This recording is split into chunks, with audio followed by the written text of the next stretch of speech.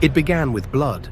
In the winter of 1936, in the quiet town of Elkhorn, Wisconsin, the first signs of something unnatural stirred along Bray Road. Farmers found their livestock mutilated, throats torn open, bodies shredded as if by enormous claws. The snow was stained crimson, and deep tracks, too large for any wolf or bear, carved a path into the dense woodland. Whatever had done this was no ordinary animal. One evening, farmer Henry Reynolds was returning from town in his truck when he saw something crouched in the road.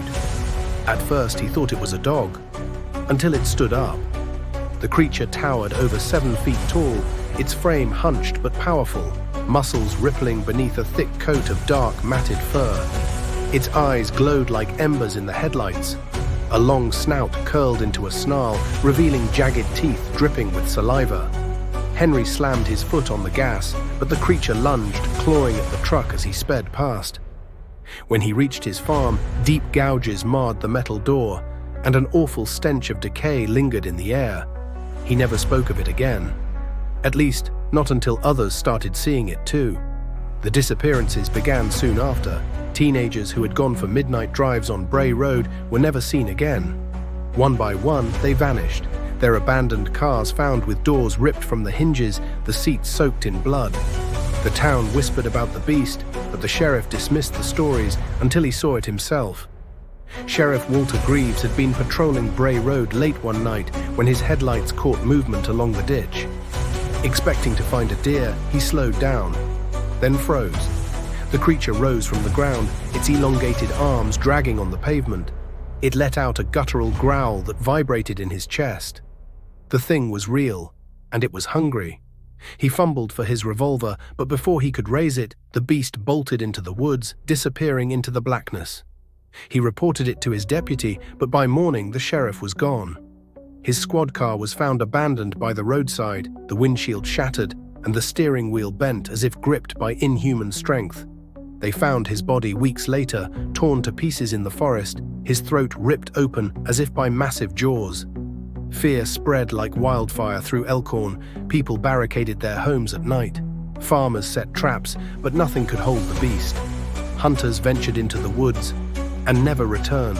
A priest from a neighboring town was called to bless the road, but the moment he stepped onto it, a deep guttural growl erupted from the darkness.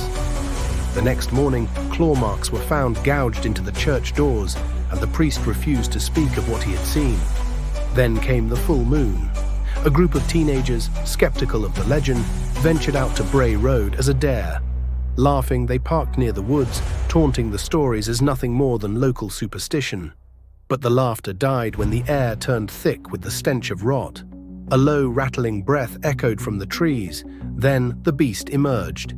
It was massive, more terrifying than any description could capture. Its head, unmistakably that of a wolf, sat upon a grotesquely humanoid body, its claws glinting under the moonlight. It moved with unnatural speed, crossing the distance in mere seconds. The first teen didn't even have time to scream before the creature's claws slashed through his chest, leaving him crumpled in the dirt. The others tried to run, but it was too late. The beast was among them, ripping, shredding, devouring. When authorities arrived the next morning, all they found were tattered clothes, deep gouges in the ground, and blood. So much blood. As years passed, sightings continued. Locals learned to avoid Bray Road after dark. Some claimed the beast was an ancient curse, the result of a man who had sold his soul to something far worse than the devil. Others whispered that it was never a man at all, but something older, something that had been stalking these lands long before humans dared to settle. To this day, the Beast of Bray Road remains a legend. But those who have seen it know the truth. It is real, it is watching, and it is waiting. The next time you find yourself driving down Bray Road at night, don't stop. Don't look into the trees. And whatever you do, if you see glowing eyes in your rearview mirror, pray they disappear before you do.